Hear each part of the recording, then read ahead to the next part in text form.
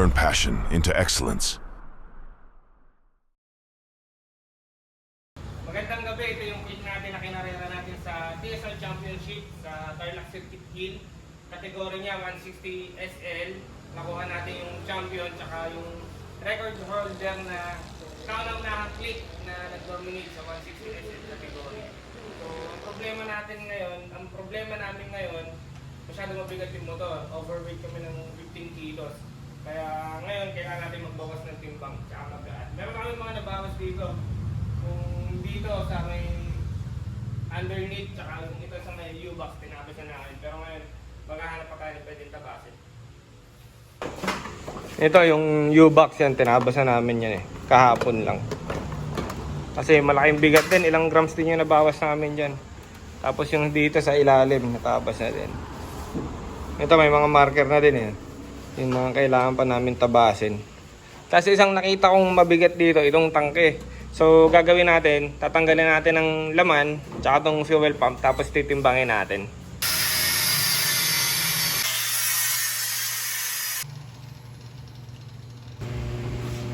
Dalawa pala yung natabas natin, yung dito, tsaka ito. Sobrang tigas ng chassis ng Honda. Tapos siguro ito, dito na, diretso na natin. Kasi ito, tatanggalin na natin. Ito pa, dalawa.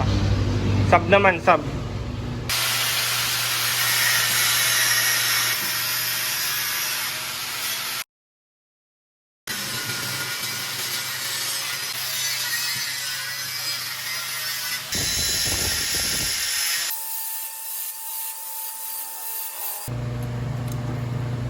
Ito kakatapos lang natin tabasin. Ito yung sa may lagay ng grab bar.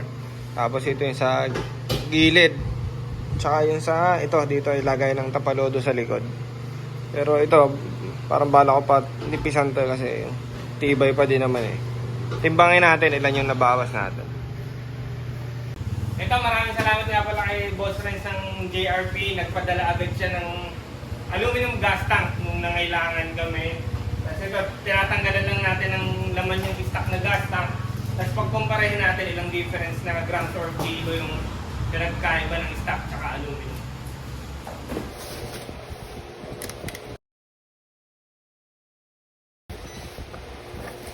Oh, may cup pa.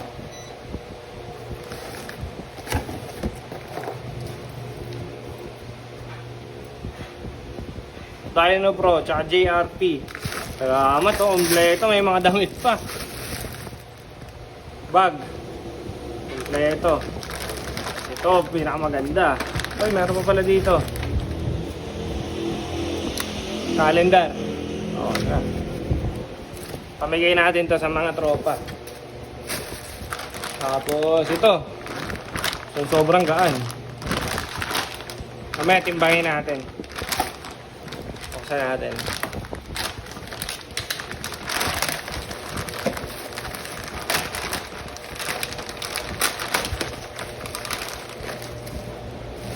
Gas tank, made in Thailand. Ang angas JRP. Ay, nakalasan natin yung stock na tangkay. Tapos yung JRP, timbangin natin kung ilan yung grams na nabawas. Yung stock muna 1.725. Lagay mo na sa calcu muna. 1.725 minus yung JRP 1.295. Malaki rin, no?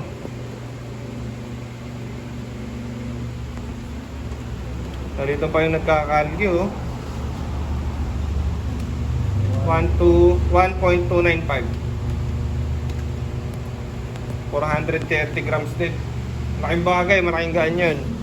Kasi yung tapaludo, ilang grams yun. Mamaya, tingnan natin ilang grams na yung mga nabawas natin. Kasi goal natin kahit 10 kilo sana. Pero mukhang malabo. Tingnan natin. Laking gan, no? Patay pa lang no?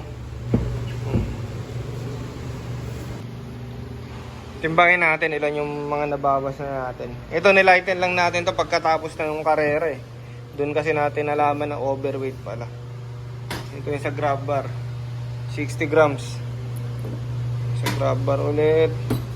Kasi sa dalawang gilid Tapos ito yung sa Tapalodo. Naka 310 grams din tayo. Tapos ito naman, dito sa upuan, sa U-box yan. Sinabasan natin. 520. Ito pala sa upuan. 570 grams. Tapos ito, yung sa Tapalodo naman din sa likod. Yung sa underneath. Kaya ba? Wait lang.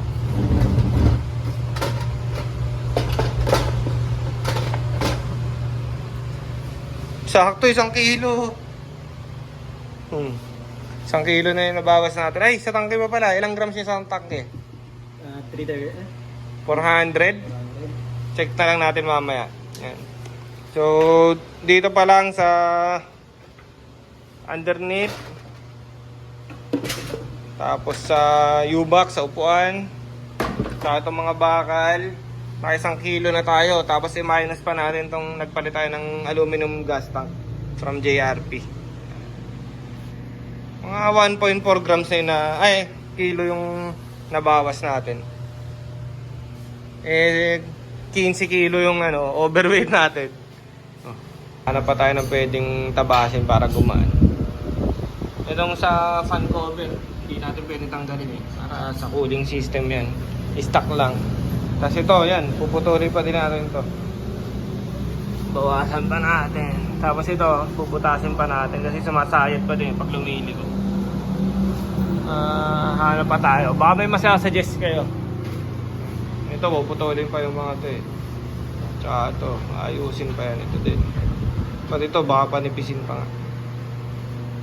Ito mga ito. Ilang grams din yan.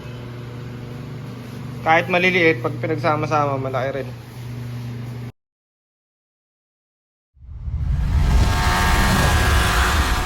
Turn passion into excellence.